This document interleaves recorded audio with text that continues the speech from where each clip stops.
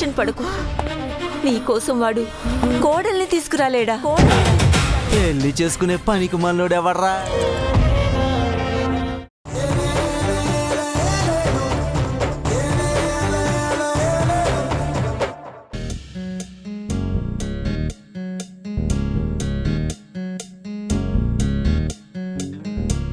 నీ పేరే ఎంతందం నా గీత గోవిందాలే ఓరాదే ఓరాదే నీరాక నా కోసం బాటంతా పులకింతాలే రావాలే వాలాలే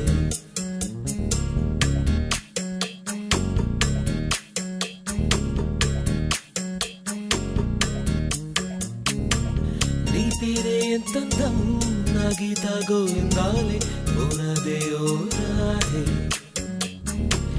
నీరాక నా కోసం బాటంతా పులకింతాలే రావాలే వాలాలే ఒకటా రెండా వందల జ్ఞాపకం ఊపిరలే నమిలే నన్నే తునకలై పడిపోయే వేళల్లో ఎదురే వస్తే చాలే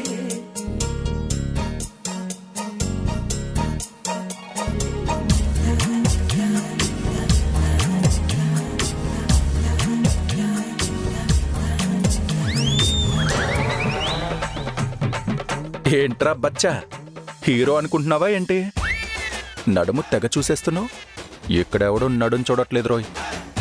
అయినా ఆవిడ గారి నడుం చూడ్డానికి ఆవిడేం హీరోయిన్ కాదు. ఏంటి హీరోయిన్ కాదా? ఆవిడ హీరోయిన్ కాదు అంటే నువ్వు హీరోవే కాదు.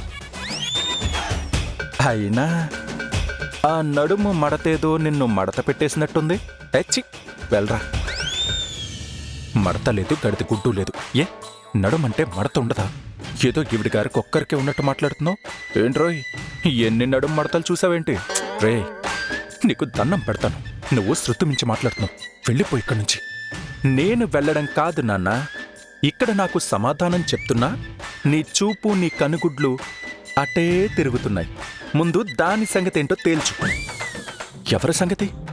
అదేరా, తెగ చూసేస్తున్నావు కదా. నీ ఫీలింగ్స్ ఏంటో బయట పెట్టు అంటున్నా. కొత్తగా ఏ ఫీలింగ్స్ లేవు కానీ నువ్వు నోరు మూసుకుని వెళ్ళవు.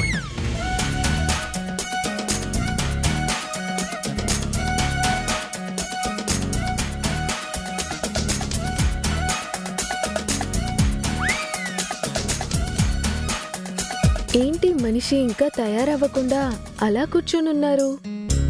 ఎప్పుడు రెడీ అవుతారు? ఆలస్యం అవుతుంది కదా.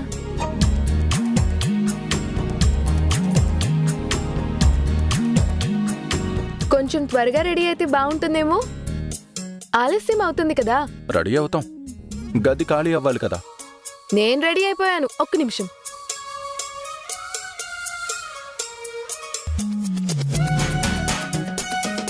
ఏమైనా ఏ మాట కా మాట. ఈ చీరలో ఈవిడ గారు కత్తిలా ఉంది. ఏమిట్రా ఏదో అన్నావు? మళ్ళీ వచ్చావు నువ్వు? దేనికొచ్చావు? వెళ్ళు. ఏదో ఇందాక కత్తి అన్నావు. కత్తి లేదు, సుత్తి లేదు. వెళ్ళబోయ్.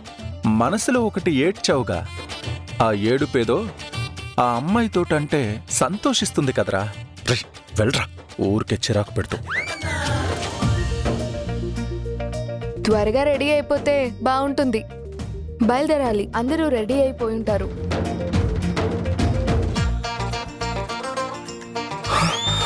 ఇదేంటి మనసు అదుపు తప్పుతుందేంట్రా? చిచి, నువ్వేంటి, నీ పంతమేంటి? ఆ పంతానికి తగ్గట్టు ఉండాలి తప్ప ఇలా పల్చనైపోకూడదు. Be strong. ఈవిడ గారు వేసుకున్న కలర్ ఏది? ఆ కలర్ డ్రెస్ మాత్రం మనం వేసుకోకూడదు. అస్సలు మ్యాచ్ అవ్వకుండా చూసుకోవాలి. ఆ కలర్ కాకుండా దానికి విరుద్ధంగా వేరే కలర్ వేసుకోవాలి.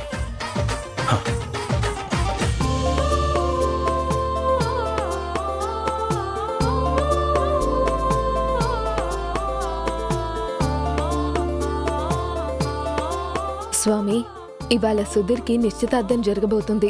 ఆ నిశ్చితార్థం ఎటువంటి ఆటంకం లేకుండా నిర్విఘ్నంగా ఘనంగా జరగాలని నిన్ను కోరుకుంటున్నాను స్వామి.